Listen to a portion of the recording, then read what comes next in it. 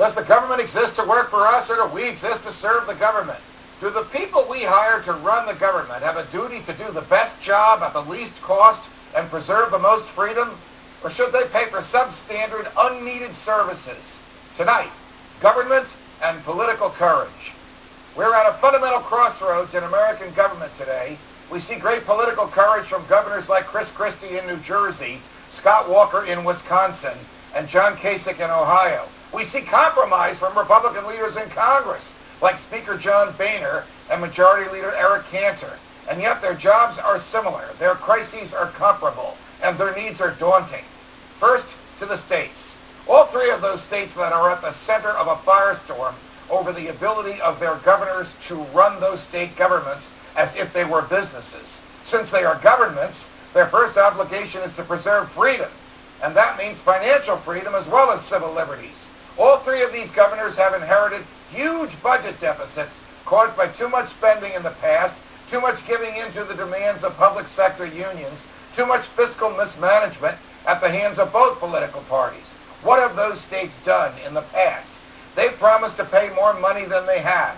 And in the case of unions, these states have given away the store. Here's what happens.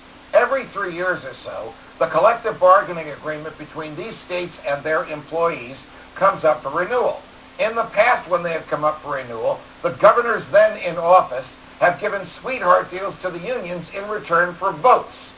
Now just think about how inappropriate that is. In each state, New Jersey, Wisconsin, and Ohio, Democratic and Republican governors have given away the money paid by taxpayers to unions in return for votes. Not in return for quality work, but for votes. Some of those giveaways have been breathtaking. Guaranteed life work, called tenure, for all teachers after just 3 years on the job. Health coverage for teachers from day one on the job to the day of death. A pension for life starting at age 41 at 80% of the highest salary for cops. And all this at the cost of taxpayers with zero contribution from the workers. Well, along came the recession in 2008.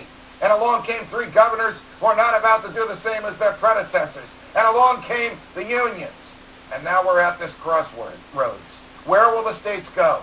If their governors hold firm, they will go to fiscal sanity. They will not purchase more services than they need, and the governments will make do with less. If they go the way of the unions, then the states are headed for disaster. Fortunately for the taxpayers of these three states, they have governors who are standing 10 feet tall in defense of the taxpayers' money.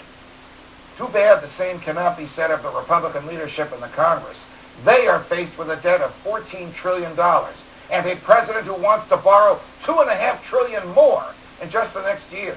Congressman Ron Paul, Senator Rand Paul, Congressman Connie Mack, Senator Jim DeMint have all said no to more borrowing, no to spending more than you take in, no to a bloated government, 2/3 of which isn't even authorized by the Constitution. But not the Republican leadership.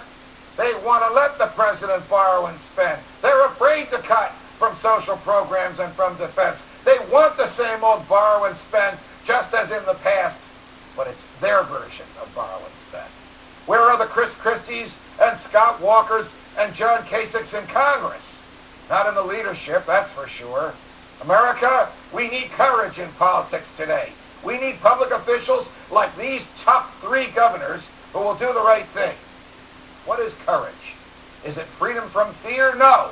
It is staring fear in the face and proceeding forward right into it. Courage is telling the president, just like the governors are telling the unions, no.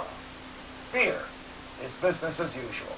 Tomorrow on Freedom Watch, Colonel Oliver North on what to do about Libya.